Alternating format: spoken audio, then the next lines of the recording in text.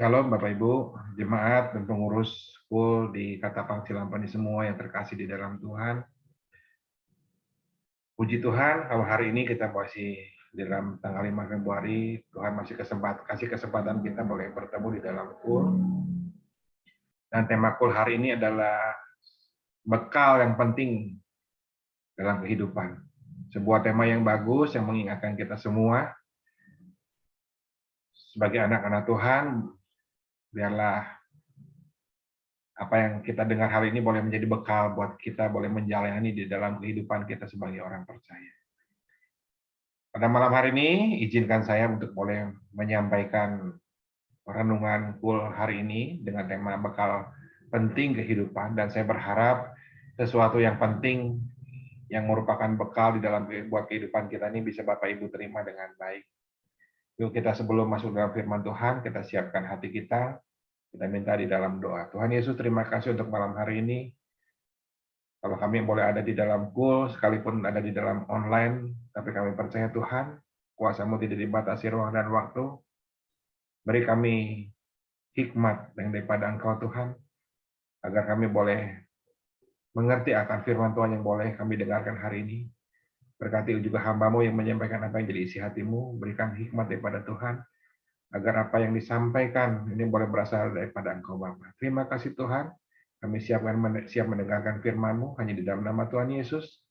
Kami berdoa dan mengucap syukur. Haleluya. Amin.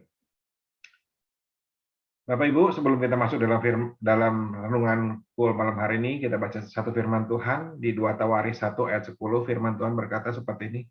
Berilah sekarang kepadaku hikmat dan pengertian, supaya aku dapat keluar dan masuk sebagai pemimpin bangsa ini. Sebab siapakah yang dapat menghakimi umatmu yang besar ini?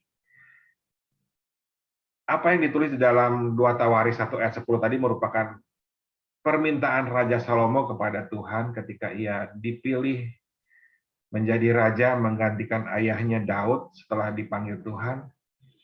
Dan dalam kisah Salomo ini kita tahu ya, Salomo ini menjadi raja yang sukses, raja yang luar biasa, punya kekayaan yang luar biasa, diakui oleh banyak raja-raja lain saat itu. Dan Salomo juga tercatat di dalam firman Tuhan berhasil membangun bait Allah yang memang awal perencanaannya Tuhan berikan kepada Daud, ayahnya, dan dapat terrealisasi dan digenapi ketika di zamannya Salomo. Apa yang dilakukan Salomo dalam pembangunan bait Allah itu bukan satu hal yang kecil, tapi satu hal yang luar biasa karena membutuhkan banyak sekali emas, perak, ya, batu, yang memang batu-batuan yang khusus didatangkan dari berbagai negeri, ya, yang saat itu untuk membangun bait Allah. Jadi pembangunan bait Allah itu memang membutuhkan sekali banyak biaya yang besar pada zaman itu. Tapi di zamannya Salomo, Salomo berhasil menggenapi apa yang dirindukan oleh ayahnya Daud, ya, untuk membangun bait Allah kembali. Bapak Ibu, apa yang ditulis di dalam 2 Tawaris 1 ayat 10 tadi, ada satu permintaan yang diminta oleh Salomo ketika dia untuk memimpin bangsa Israel saat itu.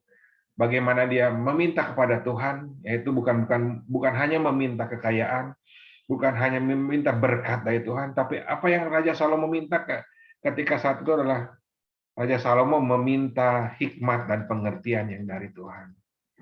Bukan hanya kepandaian dan kecerdasan, karena seringkali kepandaian dan kecerdasan mungkin akan membawa manusia kepada kesombongan. Ya, kadang kepandaian dan kecerdasan justru akan membawa manusia kepada kejatuhan. Tapi hikmat dan pengertian yang dari Tuhan ini akan memberikan sesuatu yang di atas kepandaian dan pengetahuan yang manusia miliki. Karena sebagaimana kita tahu bagaimana Salomo memutuskan segala sesuatu, bagaimana Salomo memecahkan segala masalah yang dihadapi ketika dia memimpin bangsa itu menjadi raja dan bahkan menjadi raja yang besar, raja yang luar biasa. Ini didasarkan karena hikmat dan pengertian yang dia miliki. Amsal 8 ayat 11 berkata, yang ditulis juga oleh Salomo, ya, Karena hikmat lebih berharga dari permata. Apapun yang diinginkan orang tidak dapat menyamainya. Salomo Salomo mengatakan bahwa hikmat dan pengetahuan itu lebih besar dari permata, lebih berharga dari permata. Bahkan dari apapun yang diinginkan orang, tidak akan dapat menyamai hikmat dan pengertian yang dari Tuhan. Bapak Ibu, di dalam menghadapi kehidupan dunia saat ini, kita percaya keadaan dunia ini semakin sulit. Ya, saya percaya seperti apa yang dialami Salomo, kita juga memerlukan hari-hari ini memerlukan bukan hanya memerlukan kepandaian, ya, tapi kita juga perlu memerlukan hikmat dan pengertian yang dari Tuhan. Agar apa? Setiap keputusan, segala hal yang kita putuskan ini boleh sesuai dan sekehendak dengan kehendaknya Tuhan. Sehingga apa yang diputuskan ini boleh menjadi menghasilkan sesuatu yang luar biasa. Ya, bukan hanya memberkati kita, tapi jadi berkat buat banyak orang. Ya, biarlah hari ini kita mau belajar dari apa yang dialami, apa yang dilakukan Salomo, bagaimana dia meminta kepada Tuhan dan kepada Tuhan hikmat dan pengertian, bukan hanya kepandaian saja. Dan hari ini kita belajar bagaimana supaya kita bisa memiliki hikmat dan pengertian seperti yang dimiliki oleh Salomo. Dan kami percaya hikmat dan pengertian ini boleh menjadi bekal buat Bapak Ibu Saudara semua dalam menghadapi kehidupan kita ke depan. Karena apapun yang kita putuskan, apapun yang kita lakukan, tindakan apapun yang kita kerjakan, kita perlu memerlukan hikmat dan pengertian dari Tuhan. Bukan hanya kepandaian yang kita belajar saja, tapi kita perlu hikmat yang dari Tuhan. Yuk, Amsal apa yang dilakukan Salomo, bagaimana dia bisa mendapatkan hikmat dan pengetahuan, kita belajar dari apa yang dituliskan oleh Salomo juga di Amsal 1 ayat 7, firman Tuhan, takut akan Tuhan adalah permulaan pengetahuan, tetapi orang bodoh menghina hikmat dan didikan. Raja Salomo di dalam Amsal 1 ayat 7 mengingatkan kepada kita semua bagaimana supaya kita bisa mendapatkan hikmat dan pengetahuan sebagai bekal dalam kehidupan kita. Menghadapi masalah kehidupan dunia kita yang semakin lama semakin sukar. Salomo mengatakan, takut akan Tuhan adalah permulaan pengetahuan. Ya. Jadi Raja Salomo mengingatkan kepada kita semua bahwa takut akan Tuhan adalah permulaan akan hikmat. Ya.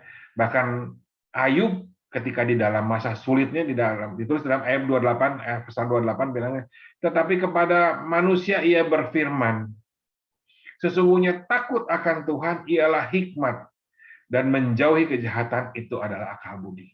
Ya, sama seperti apa yang diperkatakan oleh Salomo bahwa takut akan Tuhan adalah permulaan pengetahuan, permulaan hikmat. Ayub pun mengatakan yang sama, ya, di dalam perikopnya di Ayub 28 ini bicara mengenai manusia tidak dapat menemukan hikmat. Bahkan Ayub mengatakan bahwa Tuhan itu adalah hikmat. Tuhan itulah hikmat sendiri. Ya. Ketika di dalam keadaan sulit seringkali sesungguhnya di dalam keadaan sulit seringkali kita nggak bisa berpikir jauh. Bagaimana ketika kita seperti Ayub ketika di dalam kesengsaraannya. Sesungguhnya sulit sekali akan seorang untuk bisa mengucap syukur, tetapi karena hikmat dari Tuhan, ya, Ayub dapat melewati semuanya, bahkan Ayub dapat melihat sesuatu, ya, segala keputusan yang diambilnya, yang diberikan Tuhan kepada dia, dan keputusan yang diambil Ayub tuh saat itu boleh benar di hadapan ya Tuhan karena hikmat, karena dia boleh punya pengertian, dapat maksud yang dari Tuhan. Ketika kita dapat hikmat dan pengertian dari Tuhan, sekalipun ketika kita ada di dalam keadaan sengsara, dalam keadaan sulit, kita tetap bisa mengucap syukur. Ya, jadi seringkali yang namanya hikmat dan pengertian dari Tuhan itu jauh melebihi dari segala pengetahuan dan kepandaian manusia. Manusia ketika diperhadapkan dalam keadaan sengsara, ya, seringkali pengetahuan dan kepandaian kita mentok. Tetapi karena hikmat dan pengertian dari Tuhan, itu yang akan membuat kita tetap bisa mengucap syukur kepada Tuhan. Bukan kepandaian, bukan kepintaran kita. Karena kepandaian kepintaran seringkali membawa kita kepada kesombongan. Tapi hikmat yang dari Tuhan, sekalipun ada di dalam masa sukar, itu akan tetap membawa kita tetap bisa melihat kebaikan Tuhan. Ya, seperti apa yang dikatakan oleh Ayub. Di dalam kesengsaraan, dalam kesulitannya bilang, Tuhanlah hikmat. Sebab takut akan Tuhan, itulah hikmat.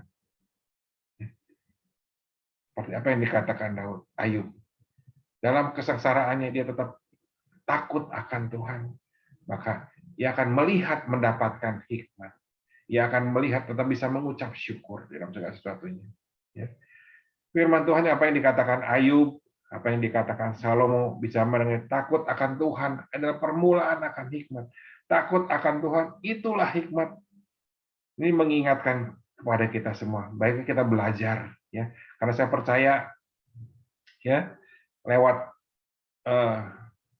hikmat dan pengertian dari Tuhan yang seperti apa yang dituliskan di dalam Amsal dan dalam Ayub ini, permulaan hikmat takut akan Tuhan adalah permulaan akan pengetahuan, permulaan akan hikmat. Ya.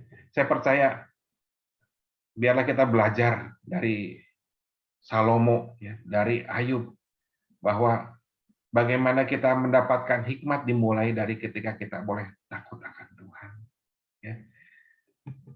Dan takut akan Tuhan saya percaya punya beberapa pengertian. Ya. Mungkin yang namanya takut akan Tuhan, kata takut bicara mengenai bisa beberapa pengertian. Ya. Kata takut pertama mungkin bisa bicara mengenai sesuatu yang membuat kita gemetar. Ya.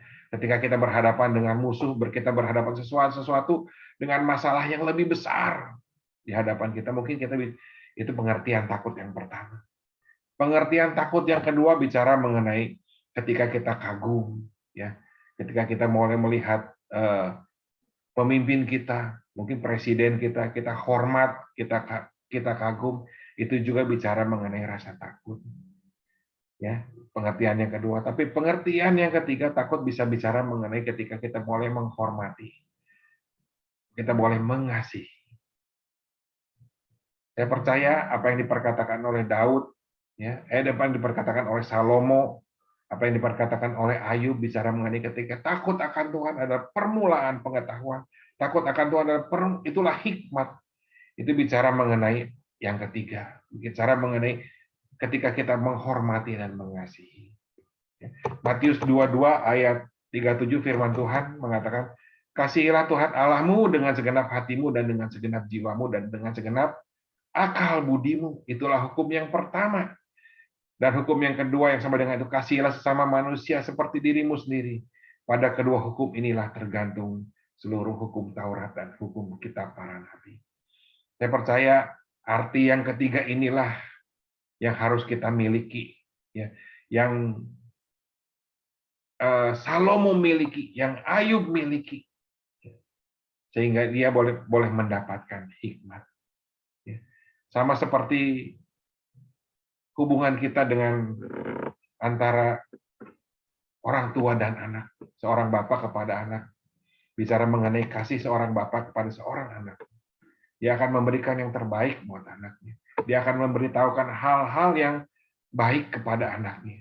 Dia akan memberitahukan hal-hal yang mungkin yang tidak dimengerti oleh anaknya, yang benar kepada anak-anaknya. Demikian juga kalau kita punya hubungan yang baik dengan Bapak kita, yaitu hubungan yang kasih. Kita mengasihi Tuhan kita, dan tuh Bapak kita percaya mengasihi kita. Bapak kita juga akan memberikan hal-hal yang di luar pengetahuan kepandaian manusia, yaitu bicara mengenai hikmat.